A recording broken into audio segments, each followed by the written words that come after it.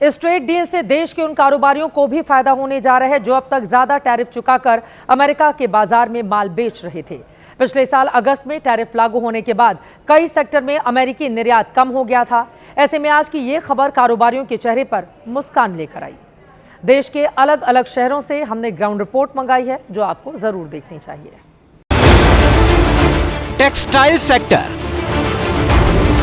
चमड़ा उद्योग, home डेक्योर sector, हस्तशिल्प उत्पाद,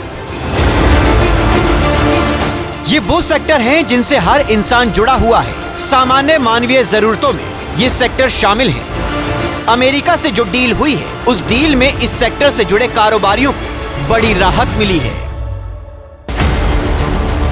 वो इस तरह क्योंकि 2024-25 में भारत का अमेरिका में टेक्सटाइल निर्यात 95,000 करोड़ का था, लेकिन अगस्त में जब टैरिफ बढ़ा तो निर्यात कम हो गया।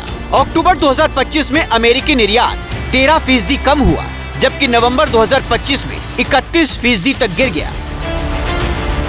अमेरिकी खरीदारों ने भारत की बजाय बांग्लादेश और वियतनाम जैसे देशों में ऑर्डर देना शुरू कर दिया, जिससे भारत के कारोबारियों को नुकसान हो रहा था।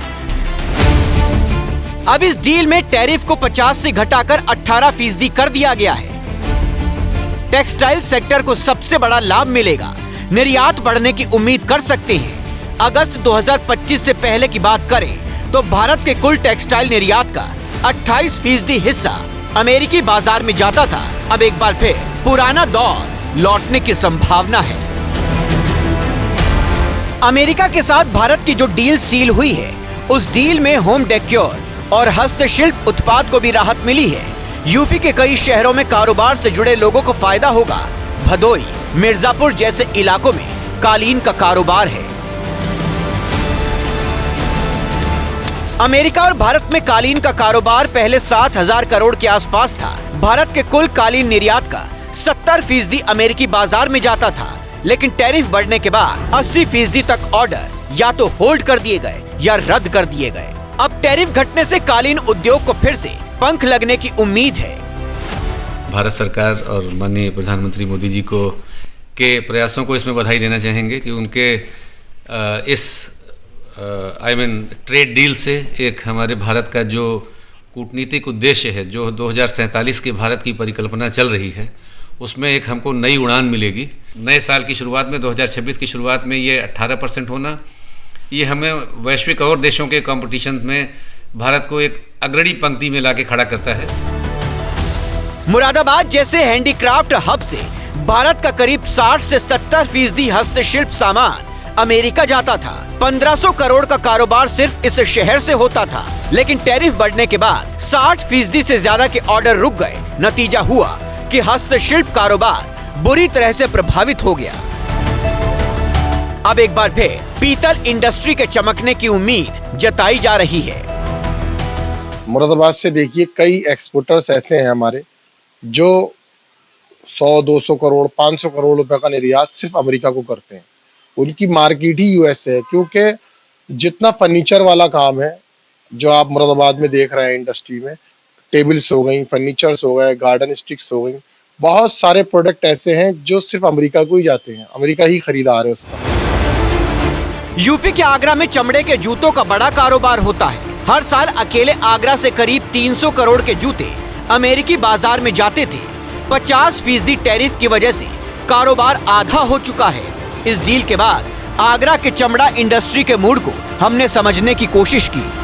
यहाँ से इंपोर्ट होता है वेट ब्लू लेदर, जिससे कि यहाँ पर एक्सपोर्ट भी होता है। डोमेस्टिक यूज में लेदर आता है, उसको उन्होंने इंपोर्ट ड्यूटी अब खत्म कर दी है।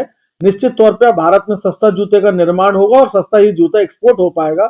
कहीं ना कहीं ये डायरेक्टली इनडायरेक्टली मिडिल क्लास को मददगार साबित होगा, ऐसा लगता है। प्रधानमंत्री मोदी कह चुके हैं कि अमेरिका से जो डील हो रही है उससे मेक इन इंडिया को न सिर्फ मजबूती मिलेगी बल्कि रोजगार के नए मौके मिलेंगे। बाजार और कारोबार का विस्तार होगा, लेकिन विपक्ष इसमें मीन मेख निकाल रहा है, सरकार पर सवाल उठा रहा है। कनपट्टी पर बंदूक रखकर, कोई सीडी दिखाकर, ब्लैकमेल कर कर जो होता है वो डील नहीं होती, वो सरेंडर होता है। नाम नरेंद्र, काम सरेंडर। वो नरेंद्र है, वो हम नरेंद्र गलत बोलते हैं। एक बदलाव जो और हुआ है वो तेल को लेकर हुआ है। भारत पहले रूस से तेल खरीदता था, अब जो डील हुई है उसके हिसाब से अमेरिका से खरीदेगा।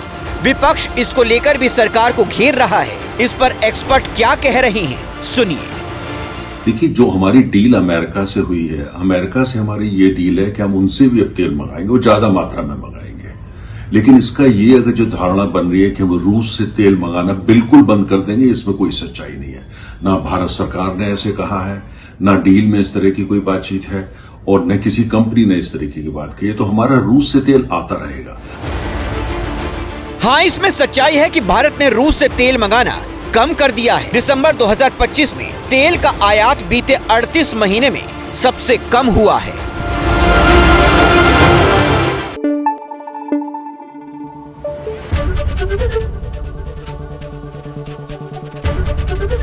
एबीपी न्यूज आपको रखे आगे।